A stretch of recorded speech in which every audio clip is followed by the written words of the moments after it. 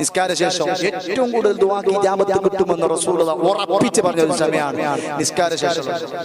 ഉത്തരം കിട്ടുന്ന റസൂലുള്ളാഹി സ്വല്ലല്ലാഹു അലൈഹി വസല്ലം തങ്ങൾ വളരെ ഉറപ്പിച്ച് പറഞ്ഞ ഒരു സമയമാണ് നിസ്കാര ശേഷമുള്ള ദുആ. ആ ദുആർക്കുമ്പോൾ നമ്മളെ ചിന്ത എന്താ? അടുപ്പിൽ ചോറ് വെന്തിക്കണോ ഇല്ലേ അല്ലെ? അങ്ങനെ ചിന്തിച്ചാല് പോരാ. ദുആർക്കുമ്പോൾ മനസ്സാന്നിധ്യം ഉണ്ടാ. ഞാൻ ചോദിക്കും, മിനിമം ഇത്ര ഉണ്ടായാൽ മതി. ഞാൻ ചോദിക്കുന്നത് അല്ലാഹുവിനാണ്. നമുക്കൊരു 2000 രൂപ കടം വേണം. എങ്ങനെ കടം ചോദിക്കാം? നേരെ പോയി അയാളോട് കുറച്ച് സോപ്പിട്ട് കാര്യങ്ങളൊക്കെ പറഞ്ഞ്, പിന്നെ നിങ്ങൾക്ക് അറിയൂല 2000 രൂപ വേണം, നിങ്ങളൊരു വിഷമത്തിലുണ്ട്. അപ്പൊ ആ ചോദിക്കേണ്ട പോലെ ചോദിക്കുമ്പോ അല്ല 2000 രൂപ ചിലപ്പോൾ കൊടുക്കും, ചിലപ്പോൾ 1000 രൂപ കൊടുക്കും. നമ്മ അല്ലാഹുവിനോട് ചോദിക്കുമ്പോ നമ്മളെ സാന്നിധ്യമൊക്കെ വേറെ എവിടെയോ. നിസ്കാര ശേഷം ദുആക്ക് ഇജാബത്ത് കിട്ടുന്ന ഉറപ്പാണ്. അതിന് ഒരു ചോദ്യം, പ്രധാനപ്പെട്ട ചോദ്യം, റബ്ബനാ ആതിനാ ഫിദ്ദുനിയ ഹസന വഫിൽ ആഖിറതി ഹസന. അതന്നെ മതി. ദുനിയാവിൽ എന്തൊക്കെ നന്മയുണ്ട് അതൊക്കെ താ, ആഖിറത്തിൽ എന്തൊക്കെ നന്മയുണ്ട് അതൊക്കെ താ.